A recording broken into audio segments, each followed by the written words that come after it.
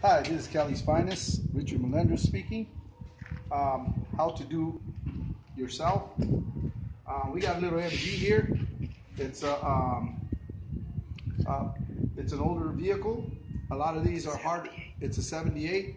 It's a lot harder to bleed these from the master cylinders. You get a lot of air in them. Sometimes you can spend 5 to 6 days trying to bleed them because a lot of times you get a lot of air in them. There's a lot of do-it-yourself tools on the internet, but you don't have to spend $20, $30 like they do. All you have to do is whatever you have laying around. All you do is come over here. This is where your booster deal is for your bleeder. This is the top, the original top. I changed the reservoir, put it brand new. Got a new line. We put a new line because that's what we thought it was. But it's not the line.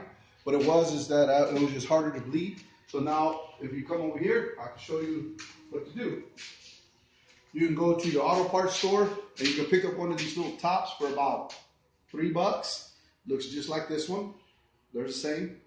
All you have to do is just grab one just like this. Then you come back to your house, grab yourself a drill bit. Grab yourself one of these at Home Depot, or if you have one laying around, they're like for air tools. You can hook up your thing there and just put something, put a clipper on there. And what you do is you get a 1532. That's the drill bit, 1532. What you do is you're gonna grab your drill bit. You're gonna put this down on something, and you're gonna drill this down, and you're gonna make a hole in it, and the hole's gonna look like that, right through. This little top's gonna come out because it goes back here, but it's gonna come off. It doesn't matter. It's not gonna harm it. Then what you're gonna do is you're gonna grab this. You're gonna throw some Teflon on it, just like I did. Then you're gonna grab it, and then you're gonna stick it on there real slow. See how it's going on there real slow? But you gotta press hard because it's gotta make the threads. Once you do that, you just keep on threading it, because it's plastic, it'll go in there easy. Then you get your tool.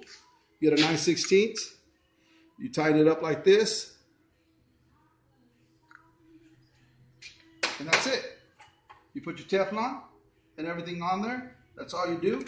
And the way I'm gonna do it, a lot of these people say get a bottle, get one of these bottles and make it. It doesn't work out that way. This right here would be for your emptying out when you go down to the bottom and you get your bleeder screw. Then you stick a hose in here, and then all the liquid will fall in here.